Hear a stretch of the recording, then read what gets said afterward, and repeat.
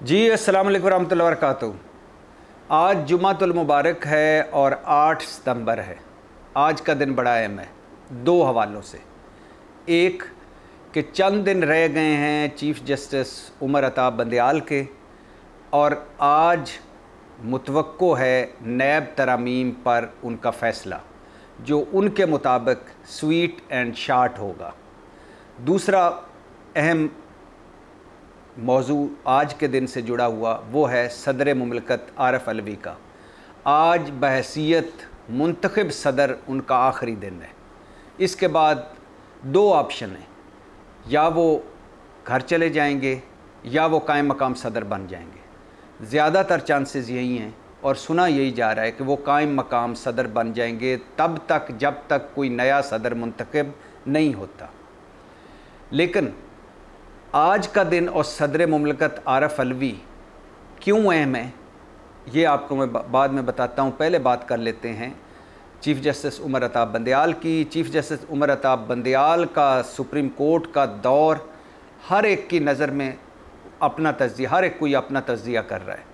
कोई कह रहे हैं कि उन्होंने कुछ नहीं किया, कोई कह रहे हैं कि उनसे जो तवक्कुआत थी वो पूरी नहीं हुई, कोई कह रहे हैं कि उन्होंने हर मामले को एक ऊपर की सतह पर लेकर गए और फिर नीचे गिरा दिया। खा वो फ़ौजी अदालतों वाला मामला हो, नैब तरामीम वाला हो मामला हो, ऑडियोज़ वीडियोज़ वाला मामला हो, और खा कोई भी मामला हो, वो उसको एक मरतबा ऊपर लेकर गए और फिर नीचे लेके आ गए।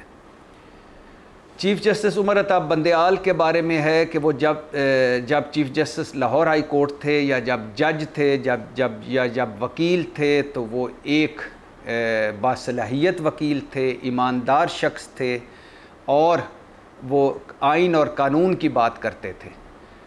उनको मुतनाज़ किया गया तब जब उन्होंने उनके पास दो सूबों के इलेक्शन का मामला आया और उनकी कुछ ऑडियोज़ जो उनकी सास साहबा की ऑडियोज़ थीं, या इसके हवाले से एक दो और ऑडियोज़ थीं जो उनके रिश्तेदारों की ऑडियोज़ आईं, और जब उन्होंने फ़ैसला दिया कि 90 दिन के अंदर पंजाब और केपी के खैबर पख्तूनख्वा के इंतखाबात कराएं और PDM इत्तेहादी हुकूमत, शहबाज हुकूमत, मुश्तरका मफादात कौंसल हुकूमत और इस पाकिस्तान की 75 साल तारीख़ की बदतरीन हुकूमत जब उनके सामने खड़ी हुई, तो उस वक़्त उनको तनकीद, किरदार कुशी और तज़ीक़ के तीरों और तानों पर रख लिया गया।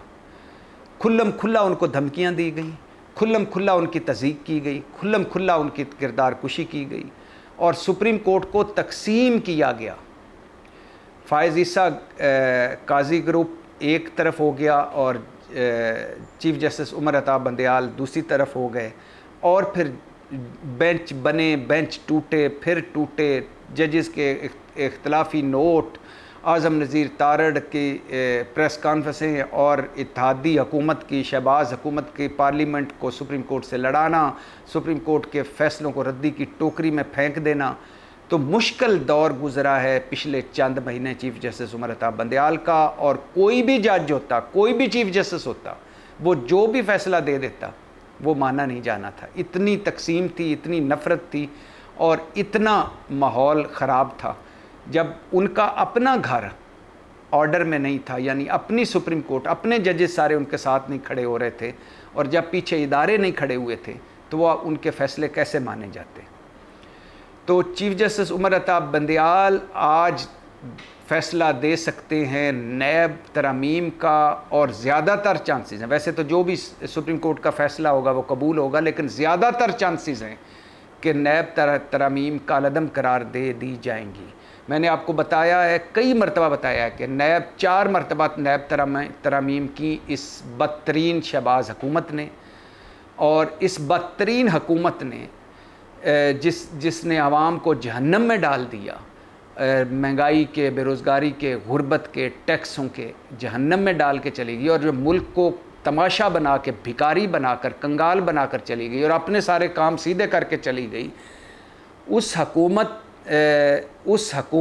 ने 1050 केसेस उन हुकूमत के लोगों के अब तक नैब तरमीम से वो मुस्तफ़ीद हो चुके हैं, ये मैं पहले आपको बता चुका हूँ। और इस हुकूमत ने अपने केसों को सामने रख कर, अपने वकीलों को साथ बिठाकर, अपने करप्शन के सारे मामला सीधे किए नैब ख़त्म करके। फिर एक और तरमीम की, वो भी अपने केसों को सामने रख कर। फिर एक और तरमीम की, वो भी अपने केसों को सामने रख कर। और चौथी मरतबा तरमीम की, जब अपने सारा काम सेटल हो गया तो फिर तरमीम कर दी PTI के केसों को और इमरान खान के केसों को सामने रख कर। और इनकी यही बदतरीन प्रेशर और दबाव था नैब पर कि आफ्ताब सुल्तान जो इनके लगाए हुए चेयरमैन नैब थे, वो नैब छोड़ कर चले गए, चेयरमैन ही छोड़ कर चले गए और कहा कि मैं किसी के हुक्म पर ना कोई केस बना सकता हूँ, ना कोई केस बंद कर सकता हूँ। तो अगर चीफ़ जस्टिस उमर अता बंदयाल आज नैब की तरमीम कालअदम करार दे देते हैं तो फिर दो सवाल हैं। पहला सवाल ये है कि वो सारे जो अपने गुनाह बख्शवा के गए हैं, वो सारा रिकॉर्ड पता नहीं अब है कि नहीं है, तफ्तीशी पता नहीं कहाँ हैं, अब वो उन फैसलों का क्या होगा। तो मुझे लगता है, वैसे मेरे कई लोग दोस्त कहते हैं कि सारे फंस जाएंगे, लेकिन मुझे नहीं लगता कि वो दोबारा फंस सकेंगे, क्योंकि वो सारे के सारे गुनाह बख्शवा के चले गए। तो लेकिन मुझे लग रहा है कि आज चीफ़ जस्टिस उमर अता बंदयाल नैब तरमीम को कालअदम करार दे देंगे और नैब तरमीम को, जो तरमीम हुई उनको चैलेंज इमरान खान ने किया हुआ है और इमरान खान की दरख्वास्त थी, तहरीक इंसाफ की दरख्वास्त थी, जिस पर आज फ़ैसला आना मुतवक्को है। आरफ अलवी साहब की सदारत मुकम्मल हो गई आज, और आरफ अलवी साहब आज, और आरफ अलवी साहब इसलिए इम्पॉर्टेंट हैं आज कि आज वो बहैसियत सदर इलेक्शन की डेट दे सकते हैं और आइनी तौर पर आरफ अलवी साहब को ये हक हासिल है कि वो इलेक्शन की तारीख़ दें। गो के इलेक्शन एक्ट में कानून साजी हो चुकी है, तरमीम हो चुकी है कि अब इलेक्शन कमीशन तारीख़ देगा और इलेक्शन कमीशन तारीख़ आगे भी कर सकता है, लेकिन ये कानून साजी हुई है, आइन में कोई तब्दीली नहीं हुई। आइन के तहत जब वज़ीर आज़म असम्बली तहलील करता है और वो सदर को एडवाइस भेजता है और सदर उस समरी पर दस्तखत करता है, तो फिर सदर जो है वो इलेक्शन कमीशन को कहेगा कि ये डेट है और इसमें आप इंतखाबात करवाएं। तो अगर आज सदर ने डेट दे दी तो एक तरह से ये एक बहुत बड़ा इम्तिहान होगा निगरान हुकूमत के लिए भी, इलेक्शन कमीशन के लिए भी, और एक बहुत बड़ा और आइनी और अदालती बहरान पैदा होगा। और उसके वो पहला बहरान, वेलकम बहरान होगा फ़ाइज़ ईसा काजी साहब को, जो नए चीफ़ जस्टिस चंद दिन बाद बनने वाले हैं। और फ़ाइज़ ईसा काजी साहब के बारे में जो कोई भी जो उम्मीदें लगा के बैठ जाए, लेकिन आइन के मुताबिक उन्हें काम करना पड़ेगा, आइन के मुताबिक फ़ैसले करने पड़ेंगे। तो आज सदर डेट दे सकते हैं। कायम मकाम सदर की हैसियत से, यानी जुमे के बाद, आज के दिन के बाद वो अगर कोई डेट देते हैं तो उसकी कानूनी तौर पर क्या हैसियत होती है, ये भी एक बड़ा बहस तलब मामला है। और उसको इस कानूनी पेचीदगियों में भी डाला जा सकता है कि अब ये सदर तो रहे नहीं, कायम मकाम सदर हैं और कायम मकाम सदर को इलेक्शन डेट देने की कोई हैसियत नहीं। इस पर कानूनदान तकसीम है। कुछ कहते हैं कि नहीं, कायम मकाम सदर की हैसियत से भी वो दे सकते हैं तारीख़, और कुछ कहते हैं नहीं दे सकते। ये इसलिए भी ज़्यादा इम्पॉर्टेंट हो गया है कि 90 दिन में इंतखाबात होते नज़र नहीं आ रहे नई मरदमशुमारी के तहत, और वैसे भी इंतखाबात जो मौजूदा हालात है उसमें होते नज़र नहीं आ रहे। और इंतखाबात अगर हो भी जाएँ तो लेवल प्लेइंग फील्ड तो मिलना नहीं है। तहरीक इंसाफ तो अंदर है, मुकदमों में है, उसको तो वो लेवल प्लेइंग फील्ड मिल ही नहीं सकता। और लेवल प्लेइंग फील्ड मिलना नहीं, इंतखाबात मुनशफाना और शफाफ होने नहीं, तो इलेक्शन हो भी गए तो बेयकीनी बढ़ेगी, गैर यकीनी बढ़ेगी, और एक नया बहरान होगा और नई से एक और बंद गली में हम आ जाएंगे। तो इलेक्शन तब होने चाहिए जब सारों को लेवल प्लेइंग फील्ड मिले। इलेक्शन तब होने चाहिए जब वो इलेक्शन सारों के लिए काबिल कबूल हों और इस मुल्क को लेकर आगे बढ़े।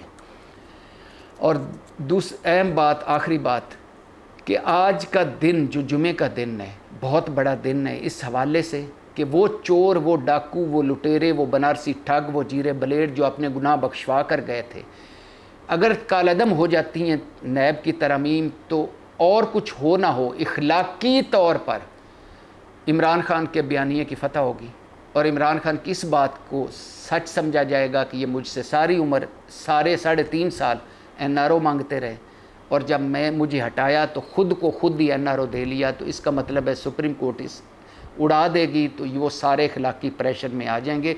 उनके लिए इखलाकियात तो कोई मान ही नहीं रखती, इखलाकियात उनके लिए मान ही रखती होती तो इस वक्त मुल्क के साथ खड़े होते, और इखलाकियात कोई मान ही रखती होती तो मफरूर के पास वज़ीर-ए-आज़म काबीना समेत क्या लेने जाता, और जो दवाई लेने गया था, जो इलाज करवाने गया था, वो वापस मुल्क में आता, और जो कामरान टसूरी साहब एज ए गवर्नर एज ऐनी सरबराह सूबे के उसके दरबार में क्यों हाज़िर होते।